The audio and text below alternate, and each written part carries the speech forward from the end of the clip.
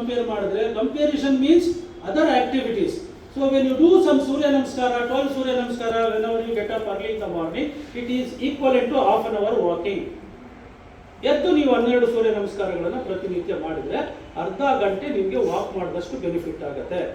Walking ದೊಡ್ಡವರಾದಾಗ ಮಾಡೋಣ. ಯಾರು athletic ಇದ್ರೆ ಅಥವಾ ಸ್ಪೋರ್ಟ್ಸ್ ಅಲ್ಲಿ ಚೆನ್ನಾಗಿರೋರು ಜಾಗಿಂಗ್ ರನ್ನಿಂಗ್ ಎಲ್ಲ ಮಾಡಿ. But don't have time to do this, ಓದಬೇಕು ಎಲ್ಲ ಇರುತ್ತೆ. So you learn this. 12 ಸೂರ್ಯ ನಮಸ್ಕಾರನ ಮಾಡಿ. ಒಂದು ನಾಡಿ ಶೋಧನ ಪ್ರಾಣಾಯಾಮ ಅಟ್ಲೀಸ್ಟ್ 5 times.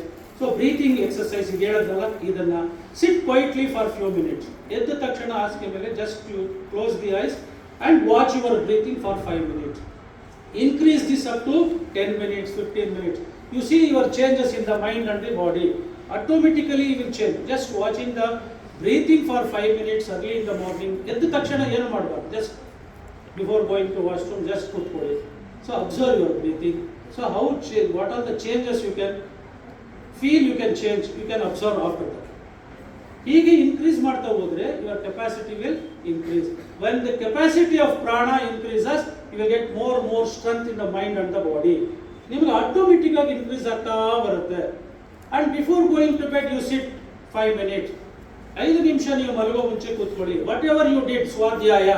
ಸ್ವಾಧ್ಯಾಯ means self study. What all the things I did from morning to evening, what all the good things I did, what all the bad things, how many hours I have studied. ನೀವೇ analyse ಮಾಡಿ. This is called as Swadhyaya. So what our text says, whether I have gone through that, what does our spiritual text says, so how to follow, whether I have followed or not. ಎಷ್ಟು ದಿನ ನಾನು ಬೆಳಗಿನ ಸಂಜೆ ಬೇರೆಯವರಿಗೆ ತೊಂದರೆ ಕೊಟ್ಟೆ ಅಥವಾ ಬೈದೆ ಅಥವಾ ಅಂದೆ ಏನಾದರೂ. So how many qualities I have reduce, bad qualities ಎಷ್ಟು ಕಡಿಮೆ ಮಾಡ್ತಾ ಇದ್ದೀವಿ.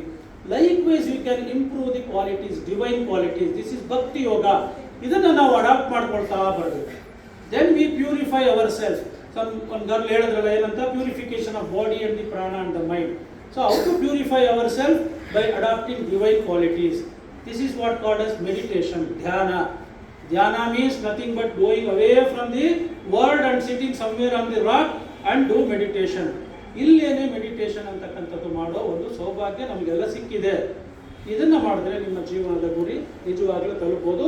ವಿದ್ಯಾರ್ಥಿಯ ಗುರಿ ಏನಿರುತ್ತೆ, ನಿಮ್ಮ ವಿದ್ಯಾರ್ಥಿಯ ಗುರಿ ಏನಿದೆ? To get good marks and to complete your degree. ಹೌದಾ? How to complete the degree? Passing is easy. Pass you can ಆಗ್ಬೋದು. ಪಾಸ್ ಅನ್ನೋದೇ ಅಲ್ಲ ಮೇನ್. ಅಂದ್ರೆ it is not dependent on the marks. ಬರೀ ಮಾರ್ಕ್ಸ್ ವಾದಿಗಳು ಮಾರ್ಕ್ಸ್ಗೆ ಅಂತಲ್ಲ, ಮತ್ತು quality of your studies, how much knowledge you have got. Marks ನೀವು ನಾಲೆಡ್ಜ್ ನಿಮಗೆ ಚೆನ್ನಾಗಿ ಓದೋದನ್ನ ನೀವು ಮಾಡಿದ್ರೆ automatically you will get good marks ಅಲ್ವಾ? ಕರ್ಮಣ್ಯವಾಧಿಕಾರಸ್ಥೆ ಮಾ ಫಲೇಶು ಕದಾಚನ ಮಾ ಕರ್ಮಫಲ ಯತ್ತುರ್ಭೋ ಮಾತೆ ಸಂಗೋಸ್ತ್ವ ಕರ್ಮಣಿ. ನಾನು ಏನು ಮಾಡಬೇಕಾಗಿರೋದು ನನ್ನ ಕರ್ತವ್ಯ. ಸ್ಟೂಡೆಂಟ್ ನನ್ನ ಕರ್ತವ್ಯ ಏನು? ನಾನು ಸ್ಟೂಡೆಂಟ್, ನನ್ನ ಡ್ಯೂಟಿಯನ್ನು ಸ್ಟಡೀಸ್ ಬಗ್ಗೆ ನೀವು without any expectation, if you study yourself neatly properly, whatever the guidance institution ಕೊಡುತ್ತೆ, ಕರೆಕ್ಟಾಗಿ ಅದನ್ನು ಫಾಲೋ ಮಾಡ್ಕೊಂಡು ಹೋದ್ರೆ you will get easy, pass easy, everything without expecting any result expectation ಏನಪ್ಪ ಅಂದರೆ, if you do the good studies automatically you get good things. But only the goal ಅದನ್ನು ನಾನು ಇಟ್ಕೊಂಡು ಮಾಡ್ತಾ ಹೋದ್ರೆ ಏನಾಗುತ್ತೆ, you will get more tension and stress. Study well, leave it next result you leave it to the god. ಅದಕ್ಕೆ ಏನು ಹೇಳ್ತಾರೆ? ಕರ್ಮಣ್ಯವಾಧಿಕಾರಸ್ಥೆ ಮಾ ಫಲೇಶು ಕದಾಚನ. ನನಗೆ ಫಲದ ಮೇಲೆ ಆಸಕ್ತಿ ಇಲ್ಲ. My duty is to study well. How to study? Study with all the, whatever the text says, concentration with the mind, relaxed mind. When you study with relaxation, you will get more inputs. ನೀವು ಓದಿದ್ದೆಲ್ಲ ಹೋಗಿ ಶೇಖರಣೆ ಜಾಸ್ತಿ ಆಗ್ತಾ ಹೋಗುತ್ತೆ. So then automatically you write the examination and you get good marks. Don't worry about the marks also once again.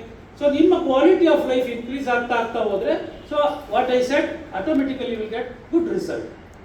So this is what our ಯೋಗಶಾಸ್ತ್ರ says. ಹಾಗಾಗಿ ನೀವು ವಿದ್ಯಾರ್ಥಿಗಳು ಯೋಗದ ಎಲ್ಲ ಪ್ರಕಾರಗಳನ್ನು ನಾವು ಮಾಡ್ಕೋಬೇಕು. ಜೊತೆಯಲ್ಲಿ ನಾವು ಹೇಳಿದಾಗೆ ಇವುಗಳನ್ನು ಅಭ್ಯಾಸವನ್ನು ರೂಢಿ ಮಾಡಿಕೊಳ್ಳಿ. ಯಾವ್ಯಾವ ಅಭ್ಯಾಸಗಳು? ಅಟ್ಲೀಸ್ಟ್ ಒಂದು 12 ಸೂರ್ಯ ನಮಸ್ಕಾರಗಳು ಕಲ್ತ್ಕೊಳ್ಳಿ. ನಿಮ್ಮ ಟೀಚರ್ಸ್ ಇರ್ತಾರೆ, ಹೇಳ್ಕೊಡ್ತಾರೆ. ಸೊ ಅದನ್ನು ಪ್ರತಿನಿತ್ಯ ಮನೆಯಲ್ಲಿ ಮಾಡೋದನ್ನು. ಆಗಲ್ಲ, ನಮಗೆ ಬರಲ್ಲ, ಓಕೆ ಅಂದರೆ ಯು ಗೋ ವಾಕ್, ಅನ್ನೋದರ ಒಂದು 1/2 hour ವಾಕ್ ಮಾಡಿ.